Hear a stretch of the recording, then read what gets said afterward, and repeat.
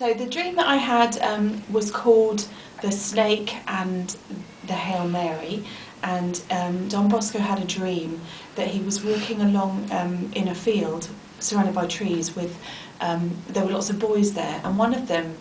first of all he talks about boys and he talks about men, but so they were adolescent boys I think, and one of them approached him and asked him to follow, and he didn't really want to go, but the young man said, "Come with me, there's a snake over here that I want to show you," and he didn't really want to go and see it, and he was a bit anxious about it. He said, "No, I don't want to go there," and he was really strongly encouraged to go and see this snake, and the young man wanted to kind of play games with the snake and kind of wind it up and upset it and see what would happen, and several times Don Bosco said, "I don't really want to do that," he didn't feel very comfortable, but the young man went ahead anyway, and he got a rope and he tied it at one end onto a tree, and then he tied it at the other end onto the window, the grate of the window, and then he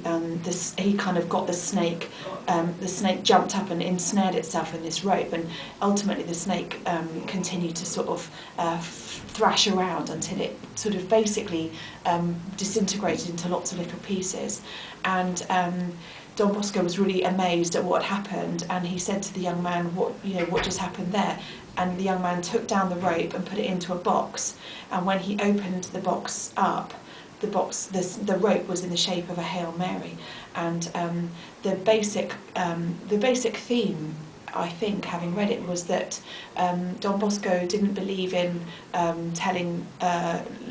long kind of preaching about theology. He believed in telling stories and using narrative, and the sort of narrative was about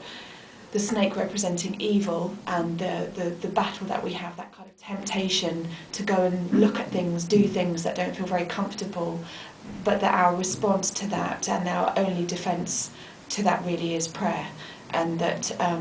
when we're in that situation, I think the snake being evil and the things that call us to do things that let us down, there is always on the other side prayer, which frees us and which heals us, and which is always our defence against things that are bad for us. And it was that contrast, and it was a story that he used to sort of to use that analogy really of good and evil and the power of prayer over evil.